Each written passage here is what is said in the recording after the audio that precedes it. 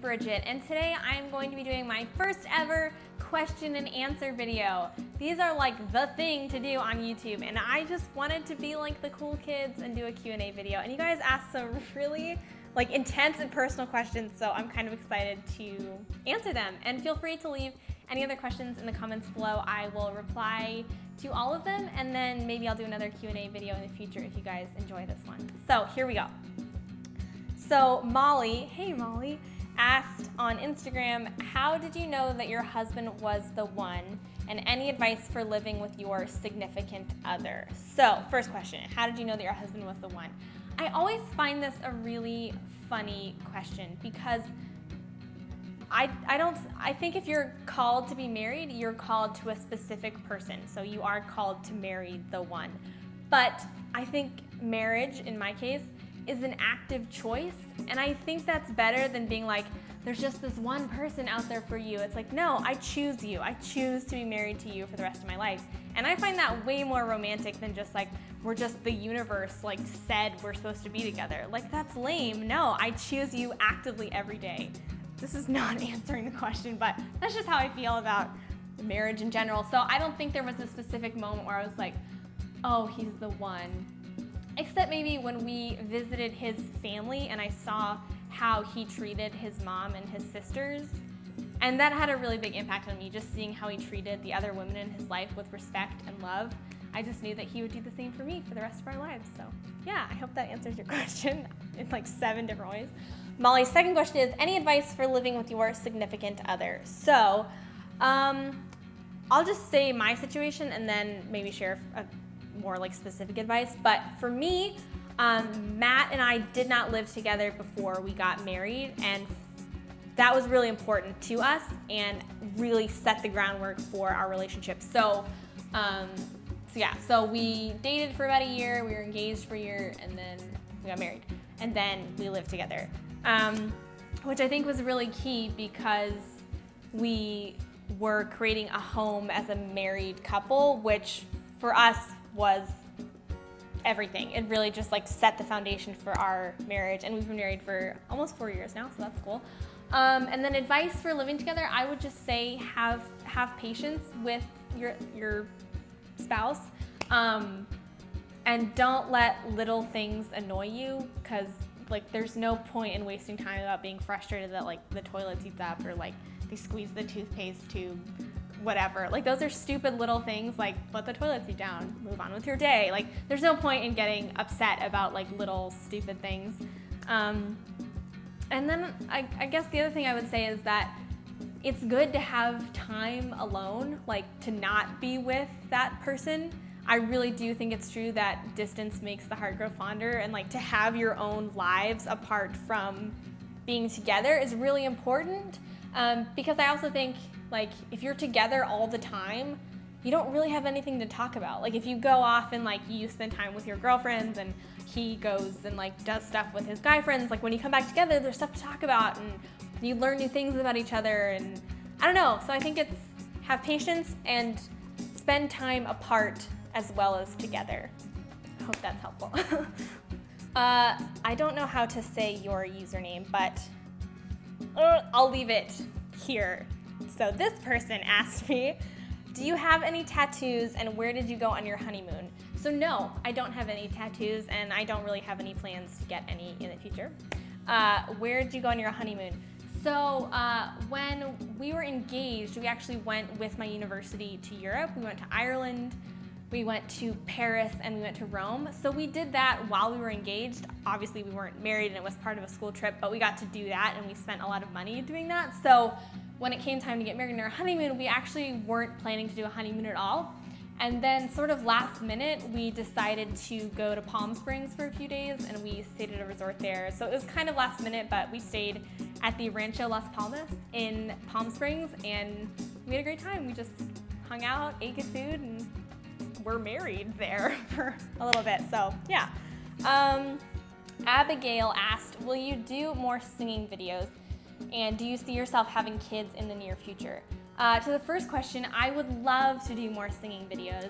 Actually, so that video, my brother used to live here in San Diego, and he has a ton of voice recording equipment. So I was able to record the music with a really high quality setup, and then we did the music video and stuff. So if I have the opportunity to record music, I would love to do more videos because I had a great time doing that video. And if you didn't see it, I did a cover of Sky Full of Stars by Coldplay on my channel, I guess almost a year ago now.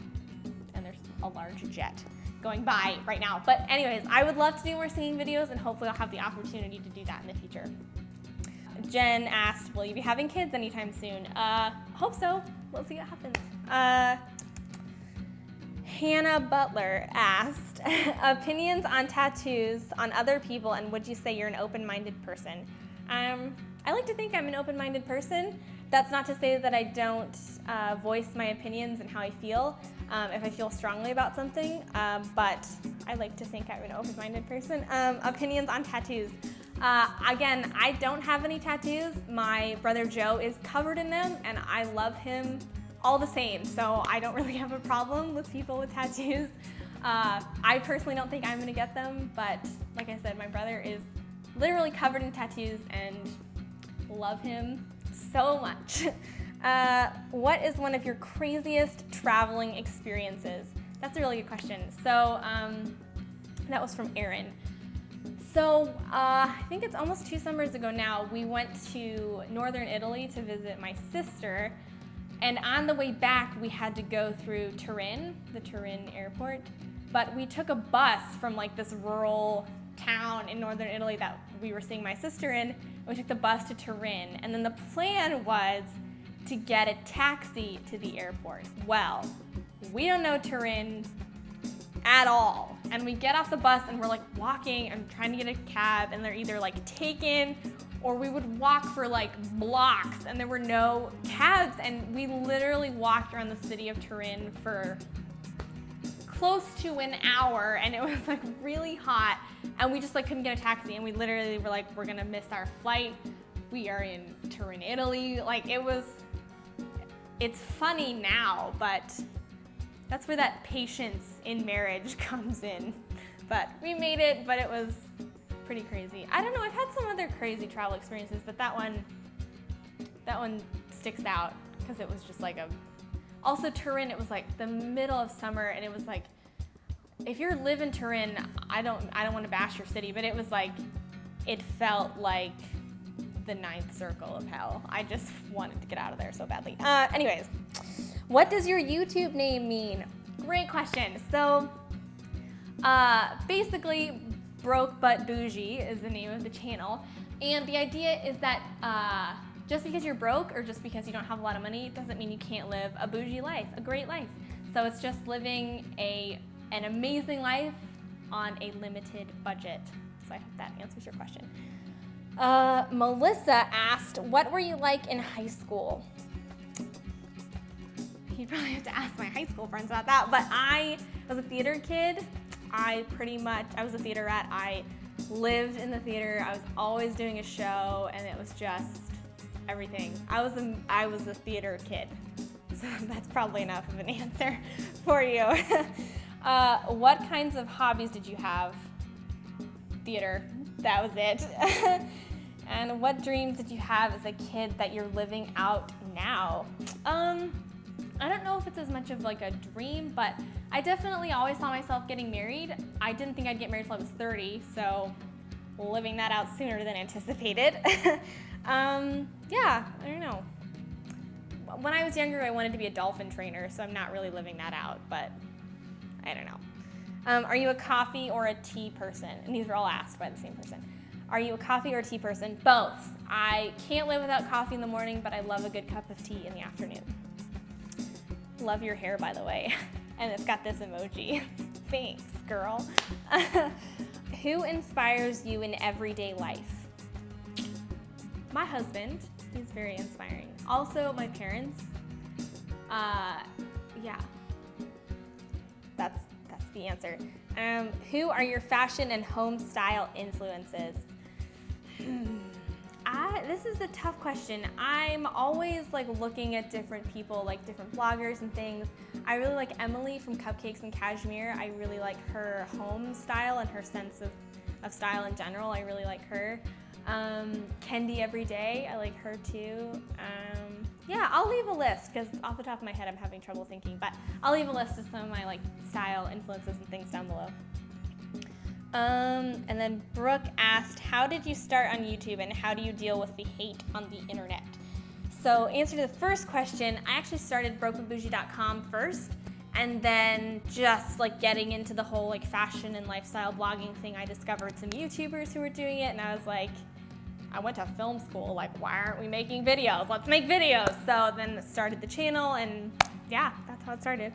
How do you deal with the hate on the internet? So I've been blessed with amazing subscribers and viewers. I honestly don't get a lot of hate.